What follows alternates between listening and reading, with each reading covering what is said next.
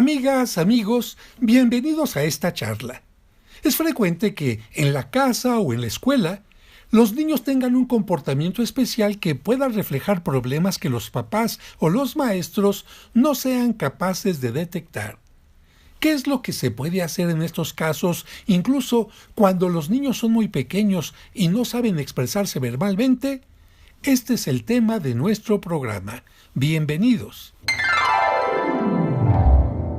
Hoy vamos a hablar de una forma de acercarnos a los niños, porque sí, hay formas, hay estudios, hay gente especializada que nos dice quizás que un dibujo puede ser la forma de conocer si un pequeño tiene problemas, si un pequeño tiene alguna cosa en particular que al conocerla nosotros podamos ayudarle a que salga adelante en la vida y se convierta en un triunfador. Y precisamente para hablar del tema tengo aquí como invitado y me da mucho gusto recibir a Alan Cid, que es grafólogo. ¿Qué tal? ¿Cómo estás, Alan? Bienvenido. Muy contento, muchas gracias. Muy feliz de estar aquí de nuevo. Bueno, y nosotros felices con la noticia de que ya eres papá, sí. Muy jovencito. Si alguien te ve dirá, bueno, este muchacho es un jovencito y ya sí. El papá de un niño o una niña. Un niño, David. David, qué bonito nombre, sí. En honor del rey David, este hombre tan valioso en la historia, y no solamente en la historia, sino en el pueblo de Israel. Pues muchas bendiciones para tu esposa y para este pequeñito. Muchas gracias. Y si antes tú estudiabas la conducta de los niños por tu especialización, pues ahora desde pequeñito va a ser un libro abierto para que tú vayas aprendiendo más todavía, ¿no? Sí, así es. Es fascinante la facilidad con los que, en este caso, los bebés hablan y nos dicen muchas cosas. Creemos que no nos entienden, creemos que solo cubrimos sus necesidades y ya, y la realidad es que no, desde que nacen, yo lo veo en especial con mi hijo David, cómo van formando ya su temperamento, su estilo de personalidad, y conforme va creciendo la influencia del entorno. Un ejemplo muy simple, me doy cuenta que cuando le hablo, le hago caras, él en ese momento sonríe, ¿no? Y mientras mi esposa dice, mira qué lindo, está sonriendo porque está feliz, yo le digo, la realidad es que sonríe para empatizar, es un mecanismo con el que crecemos de defensa, porque nos damos cuenta que si hacemos ese gesto en el otro, percibimos ternura, percibimos afecto, nos damos cuenta que no nos va a agredir, y entonces resulta un mecanismo de defensa, y bueno, este bebecito ya lo está ocupando bastante. Fíjate qué interesante esto que mencionas, porque yo me imagino que un bebé cuando está en el vientre de su madre, pues no tiene que simpatizar con nadie, no tiene por qué hacer que los demás lo acepten, pero en el momento en que sale, el bebé de una o de otra manera siente, ya no estoy dentro de mi madre y tengo que irme ganando este medio ambiente que está en mi entorno. Pero qué interesante que tú como estudioso ves las respuestas de este bebé a una mamá que simplemente dice está contento. Y ciertamente felicitamos a las mamás porque yo creo que son las primeras que sin que el niño tenga un lenguaje para expresarse, lo entienden. Me refiero a un lenguaje verbal, porque yo le decía a mi hermana, ¿cómo distingue si el niño está llorando de hambre, de sueño, porque tiene un cólico? Y decía, es que llora distinto. Yo decía, caray. ¿Cómo no? ¿Cómo? Pero qué interesante que los niños, de acuerdo a lo que nos estás diciendo, tienen un lenguaje de comunicación que no siempre o no todos sabemos entender. Este lenguaje me imagino que se va dando a lo largo de toda la infancia, pero especialmente cuando el niño ya toma un lápiz, toma un papel, cuando empieza a hacer alguna cosa con plastilina. ¿Qué me dices de esto? Los niños nos van hablando a través de muchos elementos. A veces los papás esperan que el elemento sea el verbal. Es que el niño no me dice. Un ejemplo, tengo un paciente de 8 años que juega con sus amiguitos a que los golpea a todos. Entonces la mamá lo primero que hace es regañarlo y reprenderlo y decirle que por qué juega que golpea a otros niños, cuando en sí es un niño no agresivo. Entonces ahí nos vamos dando cuenta cómo se nos olvida la capacidad que tenemos de comprender que algo nos quiere decir ese niño. No precisamente significa que quiere golpear a otros compañeros. Lo que él dice en ese juego es que se siente enojado y que una manera de darle salida a ese enojo podría ser, ¿por qué no?, golpear a sus compañeros. El hecho de que él no lo haya hecho es un anhelo, no es una realidad. Entonces, creo que el dibujo es una herramienta más que nos ayuda a descubrir qué están sintiendo dentro. Los niños por excelencia son de introyectos. Los introyectos quiere decir que llevan la información del exterior a su interior y no logran tener la capacidad suficiente para darle salida. Un ejemplo muy simple: la culpa que sienten de odiar o de sentir coraje hacia sus padres. Como eso les causa culpa, como no les gusta sentir ese sentimiento, pero es natural, lo van expresando en el juego. Juegan a que una muñeca está de pie ahí y llega alguien más y le empuja y se cae y se lastima. Entonces, las herramientas con las que yo trabajo en mi consultorio es con el dibujo, con el juego y con las fantasías. ¿Cuáles son las fantasías? Comenzar a hacer una fantasía. Te voy a detener un poquito porque ya están entrando las llamadas y aquí fíjate que Marco Álvarez nos dice que precisamente su hijo es una persona que es semejante al niño que acabas de describir, sí. Un niño que golpea. Uh-huh. Y él nos dice que si solamente hay una causa para que el niño sea agresivo, porque ellos piensan que quizás esto sea porque tiene una hermanita que vino después, o si el niño quiere llamar la atención, porque tú nos mencionas que este niño, golpea por la razón que nos decías. También nos dice aquí Marisela Ochoa, que si no puede estar golpeando porque ha visto esto en la televisión y el superhéroe se convierte en un modelo para él. Eso es muy interesante. La realidad es que no, parecería que sí. Queremos prohibirle a los hijos los juegos violentos, las armas, las series que tienen que ver con violencia, y algo que se nos está olvidando es que eso lo hace identificarse el niño. Quiere decir que la agresión la trae dentro.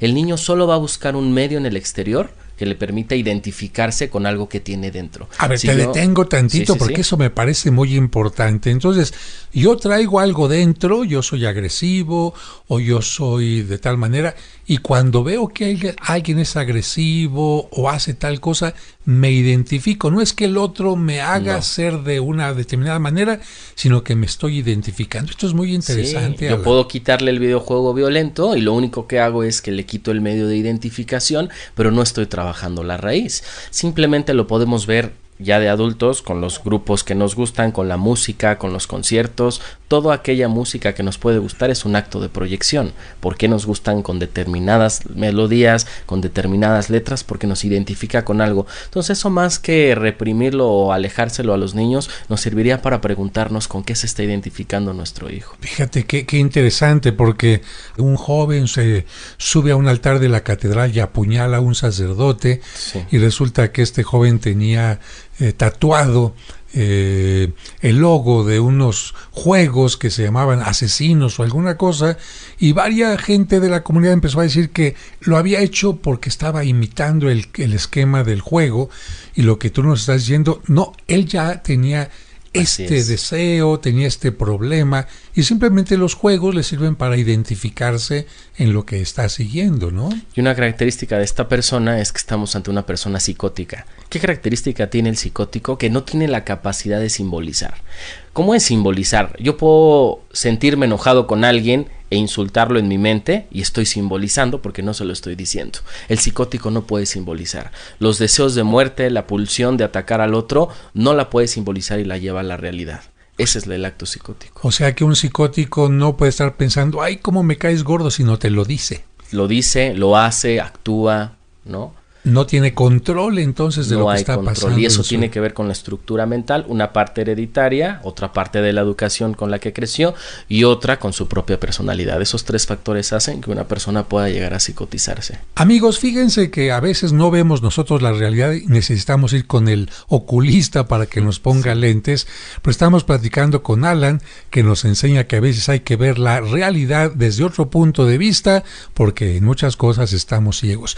Yo agradezco a Alan Cid que esté con nosotros, porque a veces pensamos que entender la psicología es muy complicado, hay que utilizar palabras muy rebuscadas, y en realidad, como decía, pues la psicología es como ver de otra manera a los seres humanos que nos rodean, pero sobre todo también a nosotros mismos, y qué mejor que conocernos a nosotros y cómo actúan los demás para sacarle el mejor provecho a la vida y tener muy buenas relaciones.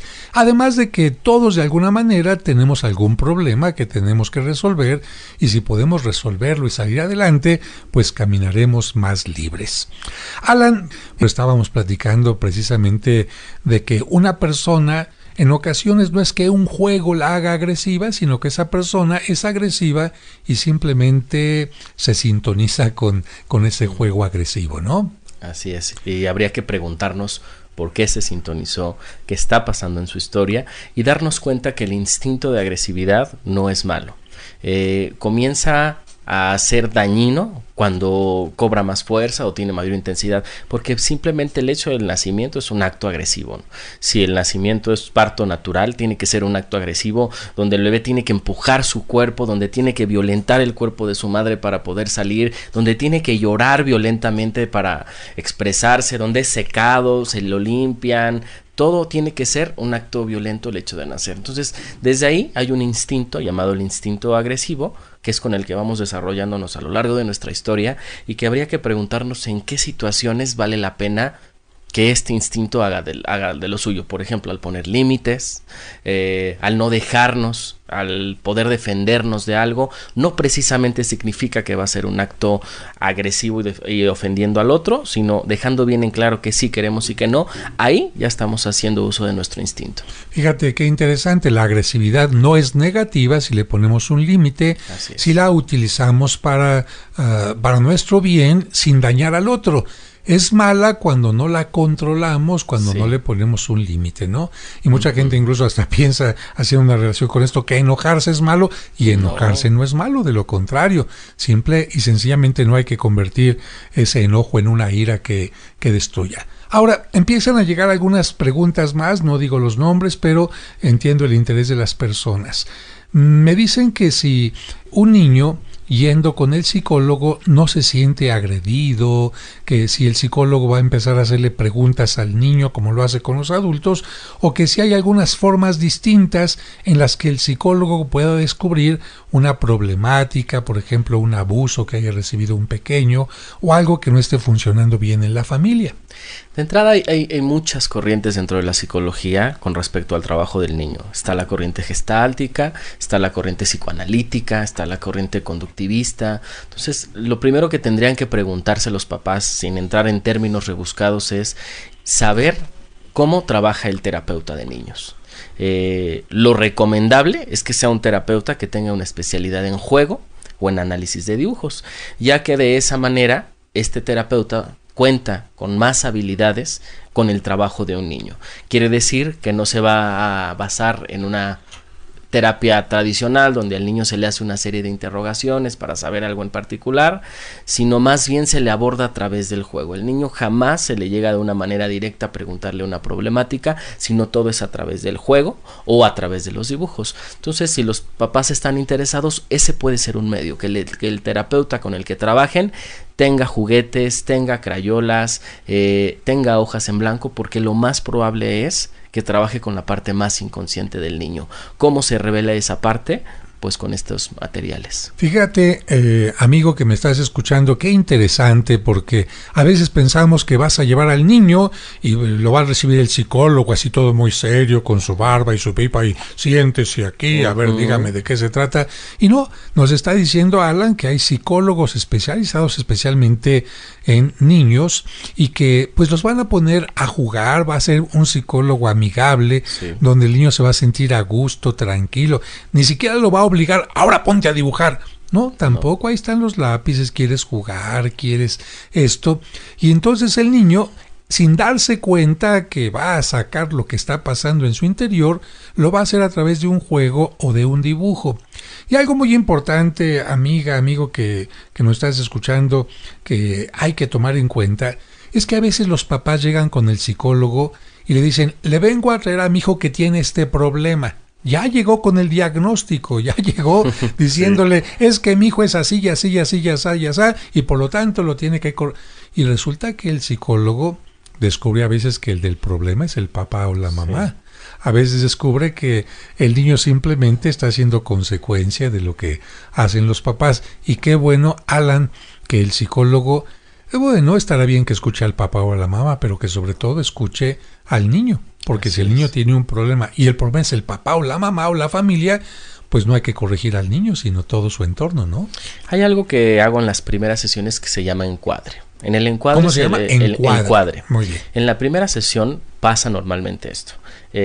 Yo le pido a mis pacientes, cuando es paciente niño, que la primera sesión no lo lleven, que solo asistan los papás. Lo que estoy haciendo hoy es evitar que el niño tenga sentimientos de inferioridad, de competencia, de complicidad con el padre, la angustia que puede sentir un niño sentado en una sala de espera mientras los papás entran con un psicólogo y le explican su caso y acaba y el psicólogo abre y dice, niño, ahora pasa tú, es terrible. Entonces, para evitar justo esa sensación, la primera sesión los papás asisten solos, platican la problemática y dentro del encuadre se les explica que el trabajo se va a efectuar siempre y cuando ellos estén dispuestos a cooperar. ¿A qué me refiero con cooperar? En algunas sesiones entrar, a escuchar desde la perspectiva del niño qué está pensando sobre la dinámica familiar, si están dispuestos a cambiar ciertas actitudes, porque lo que está haciendo el niño es una respuesta a algo que le está ocurriendo, ya sea familiarmente o ya sea en la escuela, que son los entornos en los que él se comienza a desenvolver. Si el papá tiene toda la libertad de decir que no, entonces no se efectúa el trabajo porque estaríamos asegurando que el terapeuta y el niño podrían hacer un castillo de arena y los papás son las olas del mar. Tengo un ejemplo, dos pacientes que practicaban el taekwondo, niños 10 y 12 años, ya de manera profesional, y que el papá los llevaba a sesión porque se sentía muy preocupado porque había ciertos combates donde se ponían muy nerviosos.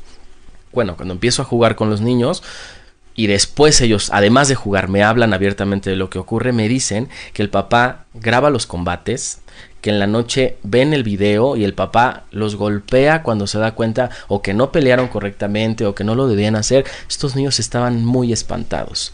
En la tercera sesión, cuando les pido escribirle una carta a los papás, termina la sesión, salgo a la recepción y le digo al papá que la siguiente sesión necesito que pase. Esa fue nuestra última sesión. Nos vamos dando cuenta cómo el entorno en el que el niño vive es completamente... ¿Por qué fue la última sesión? Ay, me dejaste picado. Pues fue la última sesión porque cuando yo le digo al papá que la siguiente sesión va a pasar, yo me imagino que él intuía que en esa sesión yo iba a hablar abiertamente de estas conductas violentas y agresivas que tenían con sus hijos y que ese era el motivo por el cual ellos se estaban sintiendo nerviosos. Entonces, ante la evitación de confrontar una realidad que no le venía bien, prefirió abandonar el tratamiento. Pero entonces los niños siguieron en esa problemática. Así es. Fíjate que esto que me mencionas tiene que ver, y yo creo que con esto Lilia también podrá sentirse respondida. Lilia Sosa nos dice que en el caso de ella, pues está divorciando con su esposo porque no coopera con los hijos, que los hijos lo sienten lejano, y que en el caso de una terapia psicológica, ella con todo gusto asistiría a las sesiones, pero que su papá nunca asistiría, que si serviría esta terapia de cualquier manera. Si los papás están divorciados y contamos con una de las figuras parietales, sí se puede trabajar. Si hay una mamá que está muy dispuesta, se puede trabajar. Si en ambos hay desinterés, es muy complejo.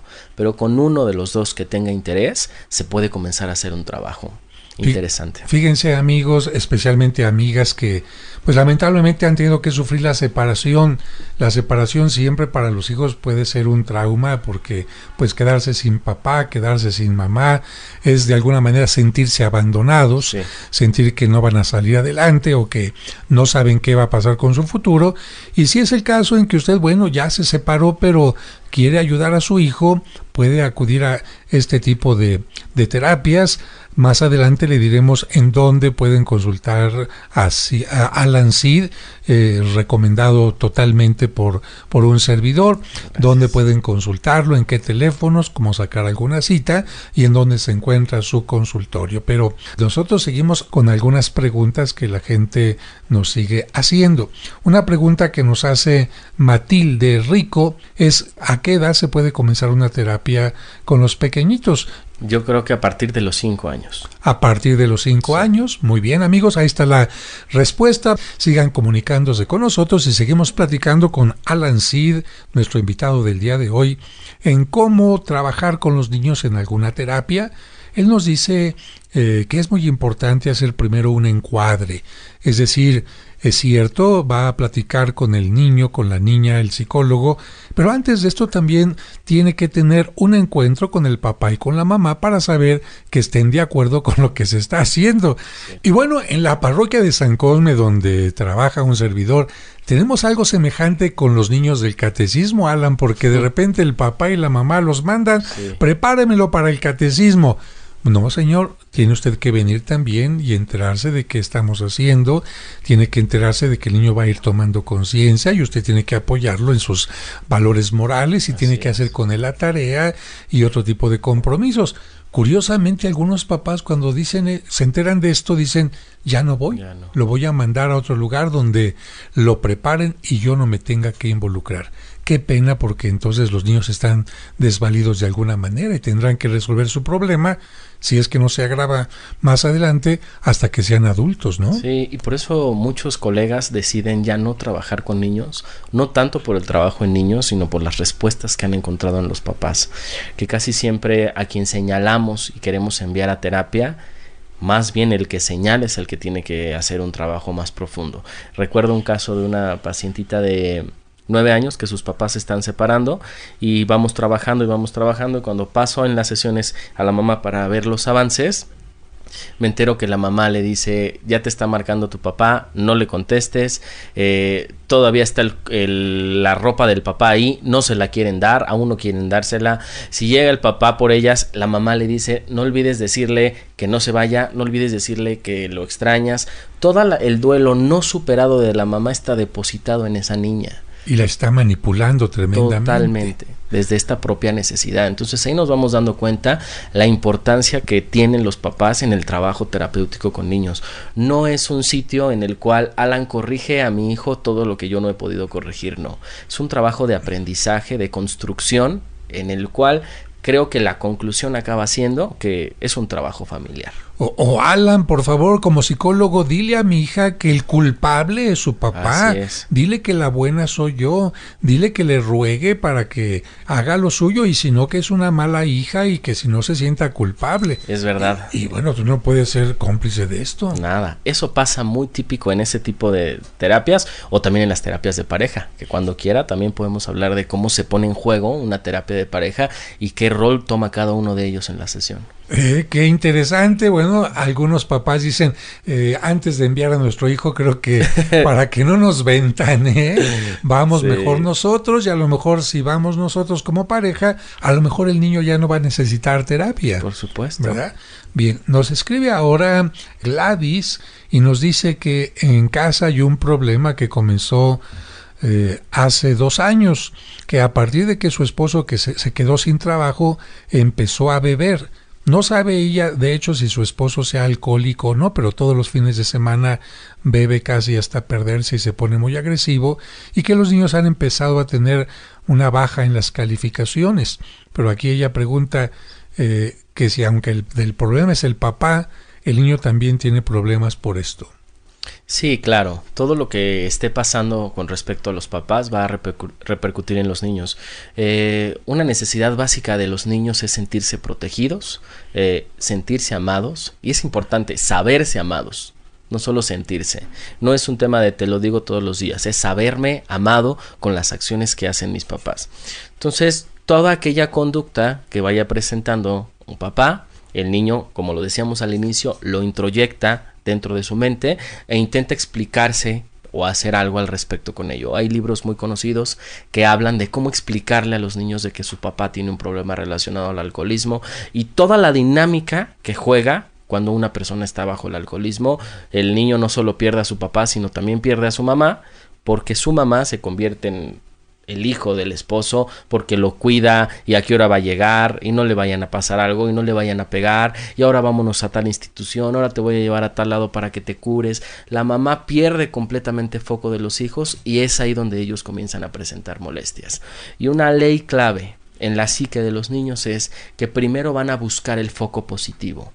Es decir, mamá, mira el dibujo que hice en la escuela, mamá, mira el baile que me aprendí. Si no encuentran el foco positivo es cuando tienden a las conductas negativas. Entonces, siempre que un niño vaya a sesión porque está teniendo conductas destructivas o autodestructivas o de no poner atención a la escuela, sabremos que en algún momento las pidió de manera positiva si los papás no lograron dárselas. Qué interesante esto. Entonces, si entendí bien, Aun cuando en la casa hay un problema, si el niño dice, bueno, tengo un papá alcohólico, pero estoy contento en la escuela, estoy haciendo mi dibujo bien, mi mamá me lo reconoce, estoy bien en el deporte, estoy haciendo bien mis tareas, estoy yendo bien a mi clase de karate, etcétera.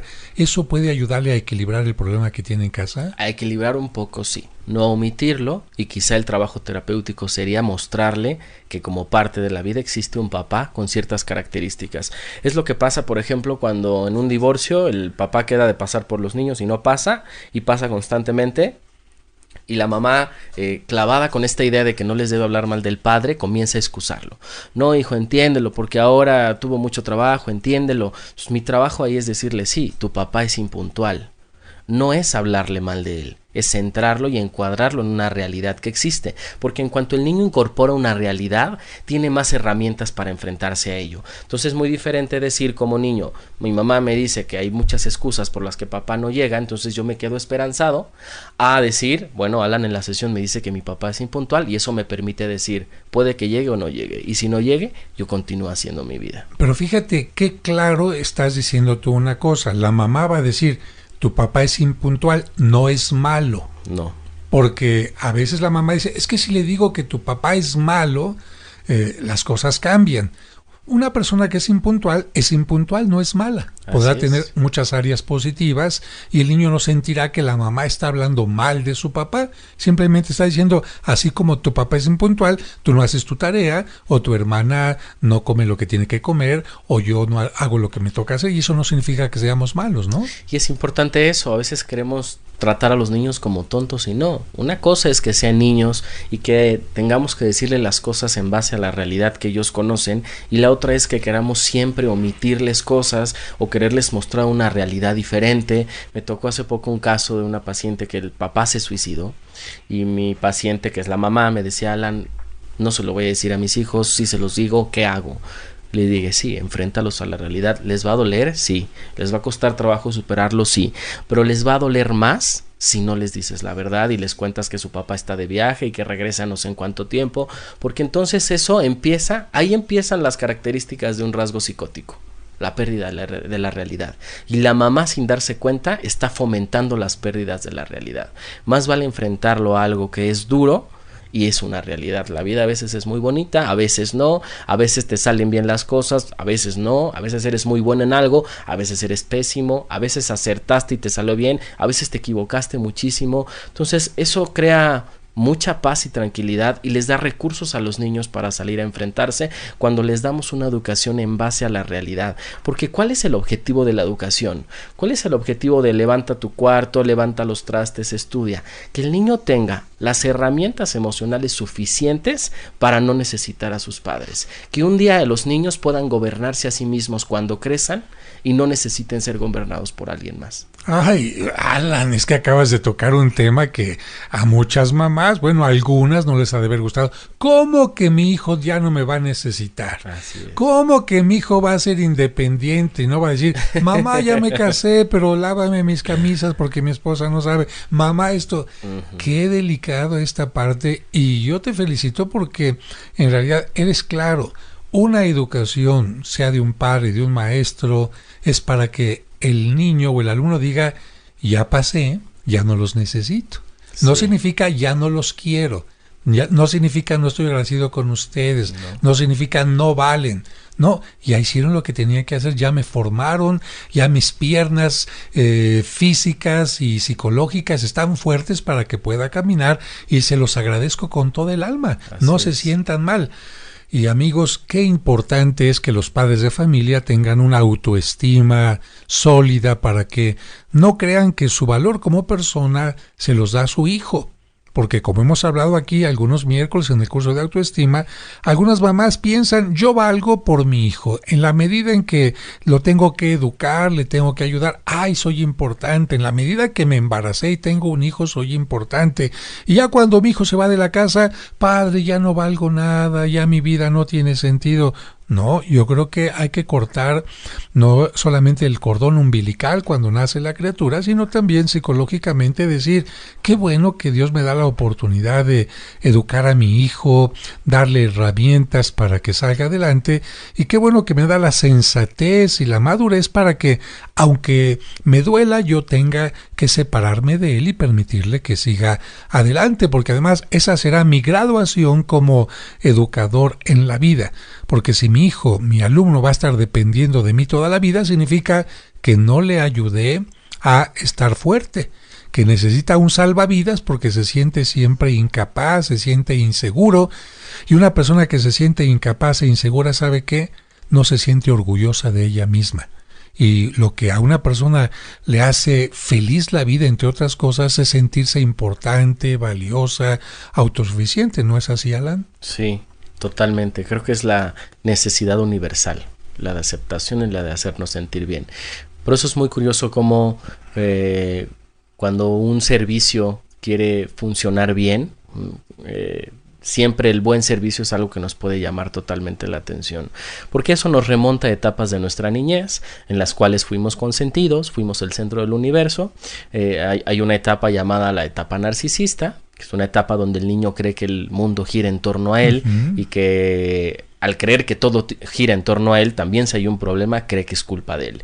Y esta etapa se ve muy clara como cuando el niño quiere algo y mamá le dice no tengo dinero y el niño dice pues ve y consíguelo, en la tarjeta tienes, en ese monedero siempre sacas dinero. Entonces sí, creo que esa herida narcisista sigue y persiste, y si ya habláramos de los adultos diríamos que el trabajo en la adultez sería poder trabajar nuestra herida narcisista y poder engancharnos cada vez menos con las cosas que pasan alrededor. Hay un tema, de repente es que contigo se van abriendo temas y temas y temas. Y bueno, amigos, hay que recordar que en la mitología había un hombre que se llamaba precisamente Narciso y que un día se vio reflejado en el agua y dijo, ay, qué guapo, como decía Paco Stanley, qué bonito soy, qué bonito estoy, cómo me quiero, y se quiso besar a sí mismo en el agua y se cayó y se ahogó. Y desde entonces, pues como muchos elementos de la psicología, se utilizó un término de la antigua Grecia para hablar de un problema. Sí. Pero fíjate que muchos quizás hablan del término narcisista de yo soy el importante, yo soy el valioso, todo el mundo ríndame pleitesía y todo se tiene que hacer de acuerdo a mí. Pero tú tocaste un tema que no siempre la gente comprende. El decir, es que también todos los problemas que están alrededor, yo soy el culpable, yo soy el responsable, y entonces una gran culpa que viene ahí. Así y muchos adultos en este momento que nos están escuchando dicen, es que si mi esposo es borracho es por mi culpa, es que si esto es por mi culpa, ¿no? Sí, y sigue teniendo que ver con el narcisismo, aunque no parezca, ¿no? Aunque no sea este discurso en el cual la persona se siente la más importante en el mundo, también creer que por mi culpa están pasando las cosas sigue siendo narcisismo.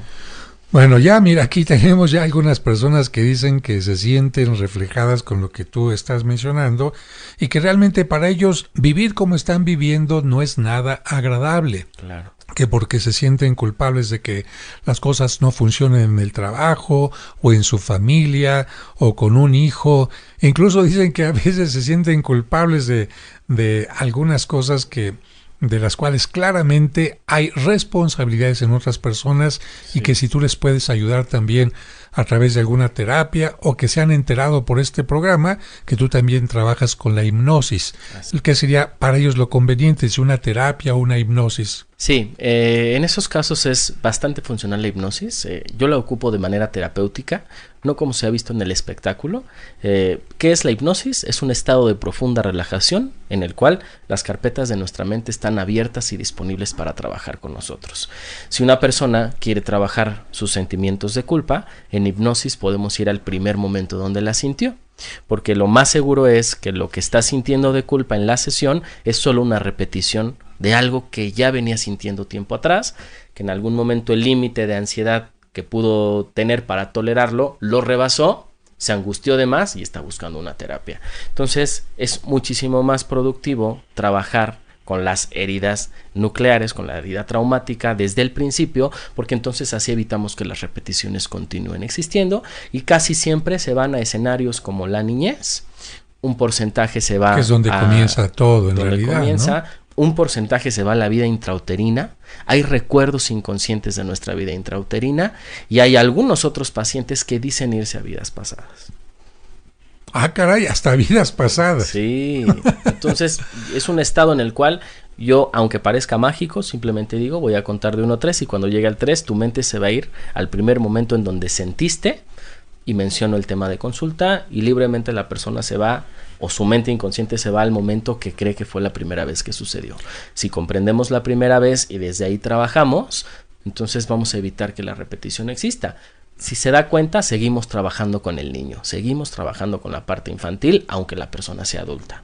Fíjate, comenzamos hablando de los niños y estamos hablando de los adultos, que finalmente el problema que tienen que resolver comenzó en la infancia. Así es. Eso quiere decir que si comenzamos desde la infancia a resolver un problema, la persona crecerá con mayor felicidad, con menos angustia, con menos miedo y con mayor, facilidad enfrentar a cualquier tipo de problemas, ¿no? Sí. Claro, hay solución en todo tiempo, pero yo creo que es importante, así como cuando empieza un tumor, atacarlo desde pequeño y no esperar hasta que sea mayor. Aquí alguna persona dice que ¿cómo es posible que estemos hablando de que alguien se vaya a vidas pasadas? Mire, señora, no digo su nombre porque nos pide que lo omitamos. Mire, un psicólogo, un hipnotista, no se encarga de estar hablando si hubo vidas pasadas o no. Simplemente, si en esa persona, en su mente, piensa que ha tenido vidas pasadas o le apareció el problema es una cuestión que existe dentro de la persona y el hipnotista simplemente dice, yo quiero irme a lo más recóndito, a lo más pasado de tu vida para saber dónde comenzó el problema. Es como si yo quiero saber dónde comienza a existir un río, pues me voy a ese manantial, voy siguiendo la cadenita de agua y hasta que llegue al manantial. Eso es lo que hace el hipnotista simplemente con la mente de la persona. Alan, ahora sí ya tenemos que ir a hablar concretamente primero del lugar donde tú atiendes. ¿En dónde se encuentra? Mi consultorio está en la colonia Roma, en la calle de Frontera. Como referencia está muy cerca de la avenida principal Álvaro Obregón y ahí estoy atendiendo de lunes a sábado niños, adolescentes y adultos. Creo que está cerca del Metro Cuauhtémoc, ¿me equivoco? Sí, cerquita del Metro Cuauhtémoc, ahí estoy. Álvaro Obregón, mucha gente conoce como la avenida de los Biscuits, sobre todo. Muy cerquita. Entonces, de ahí estoy. Por ahí, avenida Cuauhtémoc, Álvaro Obregón, por ahí está muy cerca, puede llegar muy céntrico en automóvil o bien en metro. ¿Y tus horarios de atención al público? Estoy trabajando de 10 de la mañana a 6 de la tarde y los sábados mediodía. Entonces, si las personas están interesadas, toda la información está en mi página, que es www.alansid.com. Ahí vienen teléfonos, correos y pueden ponerse en contacto conmigo. Bien, Alan y después Cid, como el famoso héroe español, Rodrigo Díaz de Vivar, alancid.com. ¿Y algún correo para que la gente pueda entrar en contacto también? El correo es grafoalan@hotmail.com. Como si quisiéramos poner grafología, grafo, mi nombre Alan, @hotmail.com. Bueno, y ustedes saben el porqué de este nombre, porque también Alan es experto en grafología y es algo que le permite ayudar también a conocer la problemática a través de nuestra escritura. Pues no me queda sino darte las gracias, Alan, gracias por haber estado con nosotros y te esperamos en otro programa. Al contrario, gracias por considerarme. Muchísimas gracias, amigos. Gracias. Vamos al final de este programa, pero recuerden que todos, si tenemos problemas, también Dios nos ofrece soluciones y especialmente con el encuentro de nosotros mismos para podernos encontrar con los demás. Que Dios les bendiga y hasta mañana.